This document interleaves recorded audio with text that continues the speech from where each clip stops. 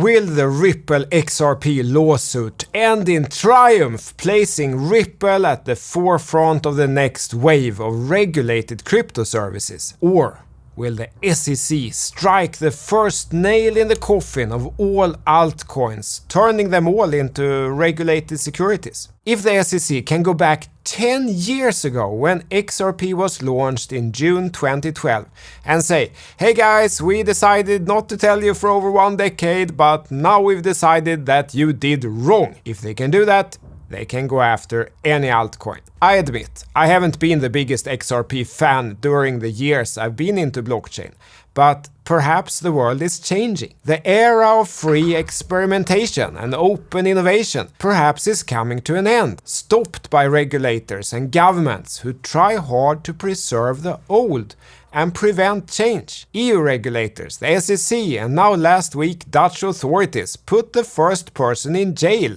ever, I think, for writing open source code. My guess is that the industry will become divided. On one side, compliant, regulated crypto, typically companies like Coinbase, with different rules depending on your nationality, if you're already rich and accredited, etc. The other side will go deeper underground. Monero, anonymous developers, but also global and open for all. And I think the interconnect between these two worlds will be very limited. But perhaps both ecosystems will thrive, and if that happens, Ripple and XRP will for sure try to become a major player in the first category. If they win. If they lose the lawsuit, who knows what will happen? So this lawsuit is kind of important. I'm not a lawyer, I'm an engineer, I'm a technology guy, and the legal battle between the SEC and Ripple has been going on for 1.5 years already, so I've taken some help with this research and I'll share it with you in this video. Then we will also look at the TA of the XRP price as well. Are we forming a bottom formation here or not? Let's find out. Some background first. Ripple is a settlement system, a currency exchange and a remittance network. It was initially launched in 2012, but had roots going all the way back to 2011. First it was called Newcoin, then renamed to OpenCoin, and now Ripple. It's developed since by Ripple Labs Inc., a for-profit company working on developing partnerships that utilize this protocol. Crypto solutions for business, cross-border payments, crypto liquidity, and playing nice with central banks' digital currencies. So when we say Ripple, we're talking about Ripple Labs. XRP, on the other hand, sometimes wrongly referred to as Ripple, is the native token of the network, and for example access fallbacks for trades that does not find an instant peer. It's not using proof of work or even proof of stake. We'll come to that later, but generally it is fast, it's low cost, it's scalable, has no proof of work energy footprint, and has a reasonable number of validators. We'll come back to that later. But I'm drawing your attention to that I'm reading this on the ripple.com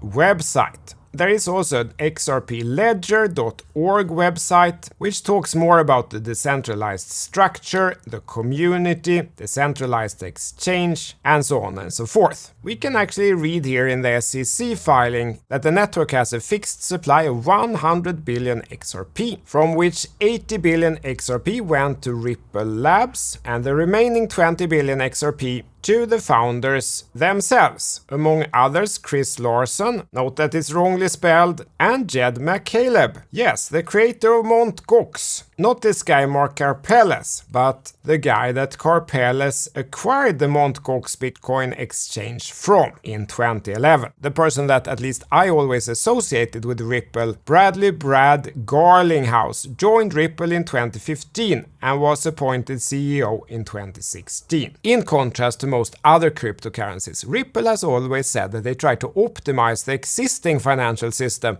rather than replace it. That's why XRP got its nickname the banker's coin. Existing systems like Swift are basically working on the same message-based technology since the 1980s, which is very complex and often need multiple manual steps to settle a transaction. Ripple uses blockchain technology to allow settlements of basically any transaction within seconds instead of days or weeks. As the banking sector is highly regulated, Ripple has been pro-regulation to get a regulatory framework for digital currency cryptocurrencies to push blockchain adoption forward. But did that work? Let's listen to what David Schwartz said in 2019. You'll see many organizations, Ripple and many others, lobbying regulators not so much to change the law, but to clarify it, like to tell us what it is that we need to do so that someone doesn't come down 2 years later and say, hey, what you were doing completely in the open and completely transparently for the last 4 years was illegal from day one and you should have known that. And we're like, we meet with you like every week about what we're doing, and now you're telling us we should have realized 4 years ago that it was fundamentally and completely illegal? Like, that doesn't make any sense. And so now getting to the actual lawsuit from the Securities and Exchange Commission. To many, it came by surprise when the SEC filed this lawsuit against Ripple in December 2020. And the key accusation was that they conducted an unregistered securities offering. If XRP is a security, it would need to comply with all legal requirements for securities. An asset is defined as a security or investment contract if it meets the 4 criteria of the Howey test. An investment of money in a common enterprise with expectation of profits to be derived from the efforts of others. Currently, there is no final ruling if cryptocurrencies should be considered a commodity or a security or something else. And especially the third and the fourth rule could play a major role in identifying if a digital asset would be considered a security or not. Many tokens are generated and maintained by a single company or a group or a team. That alone does not make them a security. But if a single person or group could be identified that promotes the token sales and people buy them with the expectation of making a profit as a result of the work from that group, the SEC is more likely to consider these as securities and place them into their areas of responsibility. The accusations against Ripple and Larsen Garlinghouse are that XRP has to be deemed a security, and by that definition, all offerings had to be registered with the SEC. Ripple is said to have financed its operations by selling $1.38 billion worth of XRP without disclosing it in SEC filings. Additionally, Larsen and Garlinghouse were personally accused to have sold XRP by themselves for $600 million. And the SEC claims that they marketed XRP as an investment with an expectation of profit. Ripple denies these accusations and want the lawsuit against them to be dropped completely. They argue that the XRP ledger is open source, decentralized, and operates outside of Ripple's control. Therefore, it should not be declared as a security, but as a medium of exchange, a virtual currency, or a commodity. Interestingly, security regulators in the UK and in Japan already said that XRP is not a security. Even the US Department of Justice and FinCEN, the Department of the Treasury's Financial Crimes Enforcement Network, came to the same conclusion in 2015 and 2020, before the SEC filed the complaint. Many companies targeted by the SEC in this manner usually agree to a settlement. But Ripple has decided to go to court to fight for their position to get regulatory clarity. Garlinghouse has said that Ripple would only be willing to settle with the SEC if the regulator clearly defines the regulatory status of XRP. As banks are Ripple's main customer, this is a necessity working in such a highly regulated environment. And this could be a precedent for other crypto projects. And this case could have an impact on the whole crypto industry. Now, this lawsuit has been going on for nearly 1.5 years and had a lot of legal twists and turns over that time. Many motions from both sides were discussed to get access to different information on both sides. Ripple has deposited 55 billion XRP in escrow so that they do not have direct access to them. The SEC then put forward that Ripple did this to increase confidence among XRP investors and calm down the fears that Ripple could, dump this on the market, underlaying with an idea and an intention to kind of drive the price of XRP up. And Ripple was judged to give out some internal communication to the SEC. They were able to show that Larsen confirmed in an email that Ripple's effort to get more banks involved should increase demand for XRP, indirectly increasing the price. So SEC is saying then that XRP purchasers or investors were relying on Ripple to increase XRP's price, meaning expectation of profits derived from the work of others. With this, there was later some legal technicality, an individual living in Portugal, not a US citizen, and therefore not living in the SEC's jurisdiction. So there are a lot of legal technicalities here, which seem better placed in a suits episode rather than in a blockchain technology projects. Frankly, I have no idea what some of this even means. Revoke amici status and can't participate in expert challenge. I do, however, know that they're building some scaffolding here outside my building, so if there are some noises, I apologize for that. But then what I think is the most weird thing with this whole case is really this. Garlinghouse met several times with the SEC before the lawsuit and were not told of any illegal activity. There have been many turns like this, where the SEC tried to strike Ripple's fair notice defense, but in February the judge denied this motion, which then many consider a strong argument for Ripple. But I think much of the core of this case comes down to the Hinman speech, which I think is maybe the central element of this lawsuit. Gave a speech as Director of Corporate Finance at the SEC in 2018. This speech was one of the first publicly stated opinions from an SEC representative on how to handle cryptocurrencies within the regulatory framework. Hinman discusses how the Howey test could be used to identify if a digital asset could be considered a security, and he argues that an asset in a sufficiently decentralized network may not represent an investment contract. And in this context, he sees neither Bitcoin nor Ethereum as securities, despite the fundraising that accompanied the creation of Ether. And this part is the most important for the Ripple case, as it shows that the centralized offering of a token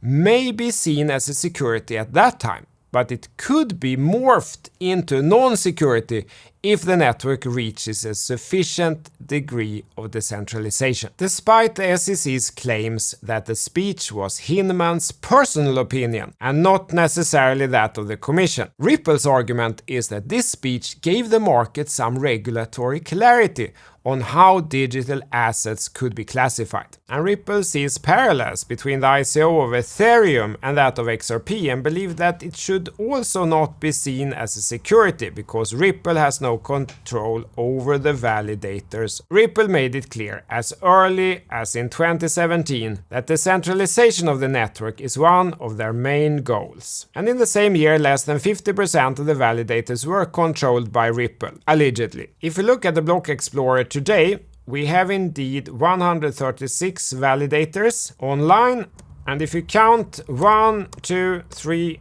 4 of these are Ripple.com only. So the documents and emails related to this speech are of central interest to Ripple because they could show which criteria were used to identify Ethereum not as a security, and if these could also be applied to XRP. So far, the SEC has spent a lot of energy throughout the lawsuit to avoid handing over any of the said documents. After first delaying multiple times, the SEC declined to hand over internal documents on the argument that the speech was Hinman's personal opinion and therefore not relevant to the case. Nevertheless, they were ruled by the judge to give access to the documents as they are not protected by any agency privilege. After holding back some of the requested documents, the SEC changed their position in February and argued that the Hinman speech should be considered an internal matter because his public statements could be seen as regulatory guidance from the SEC. After the judge didn't quite follow the changed argument, the SEC moved on to argument that they could not produce the missing documents because they are part of an attorney-client privilege with Mr. Hinman, but that was also dismissed by the judge. The continuous change of argumentation was not unrecognized by the judge, and she recently denied another motion to hold back some documents because it seemed to her that the SEC is no longer working in faithful allegiance to the law, but instead is using it to reach their desired goals. And in response to that ruling, the SEC now turns to the circuit judge to get that order overruled. Their argumentation concentrates on the deliberative process privilege, which I had never heard about, but which protects documents in the process of policy making. That's because the SEC now argues that this speech can be both a personal opinion and also an official position of the person's division. Therefore, the SEC has now officially added that the speech gave some market guidance, but they still refuse to produce the documents. The SEC now needs to convince the judge that the current order to produce the documents is a clear misrepresentation of presented facts. And that seems very unlikely, as the SEC was arguing themselves over a year that Hinman's speech was his personal opinion, and Hinman himself testified the fact. It is now the circuit judge's decision if she stays with the current ruling, and this decision process will hopefully not interfere with the current schedule. The SEC will, I guess, go to higher courts to challenge the judge's ruling if she stays on the current order. That could delay the lawsuit into next year if Ripple persists in the presentation of the documents. Time will tell how this battle will go, but at the moment it seems that Ripple could have won some strategic grounds with the judge questioning the SEC's arguments.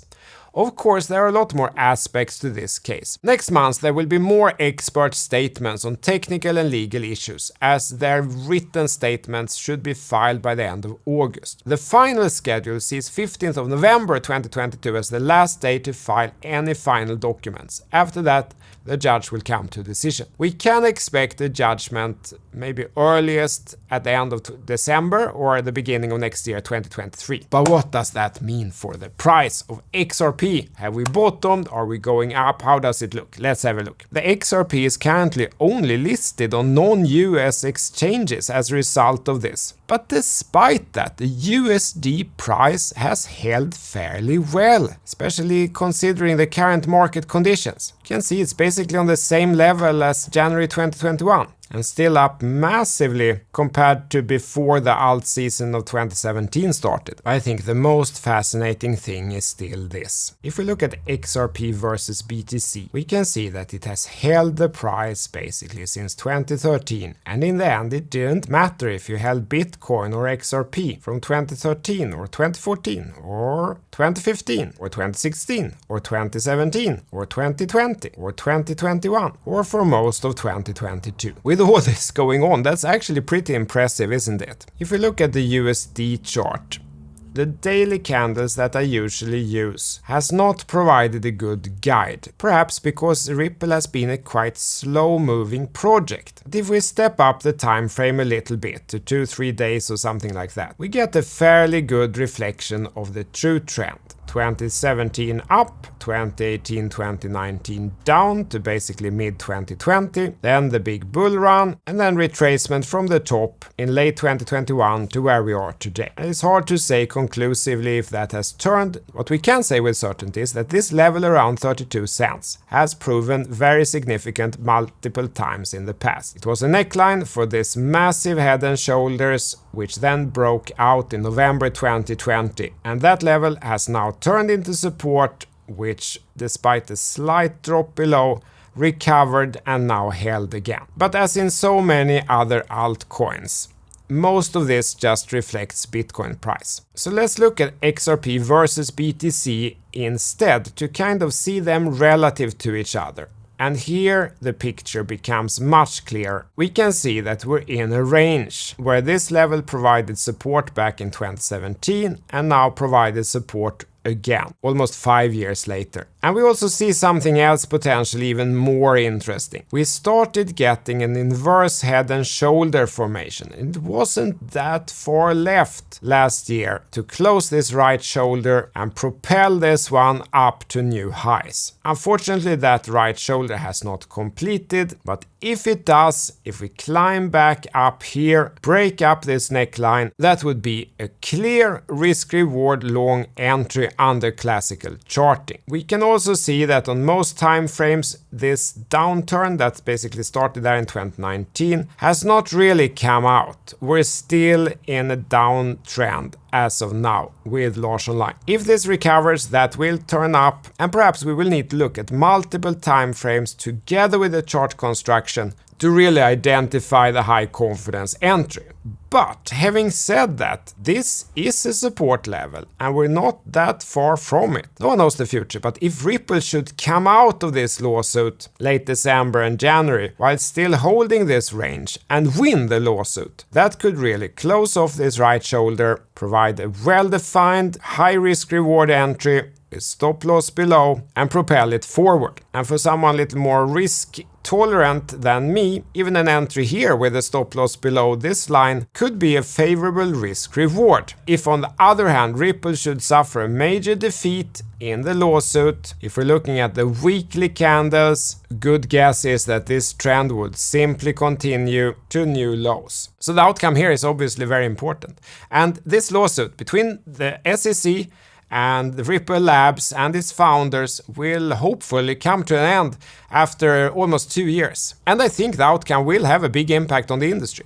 While there are some nasty elements in this, that the founders have sold tokens personally to the tune of like $600 million while talking up the price publicly, that might not be the case for all projects. But the SEC's argumentation that every digital asset should be seen as a security as long as there are investors that are buying it, despite of utility of the token or not. That's rough if they win, because that would practically force every crypto project to register with the SEC and then basically make it impossible for non-accredited investors to buy the best deals.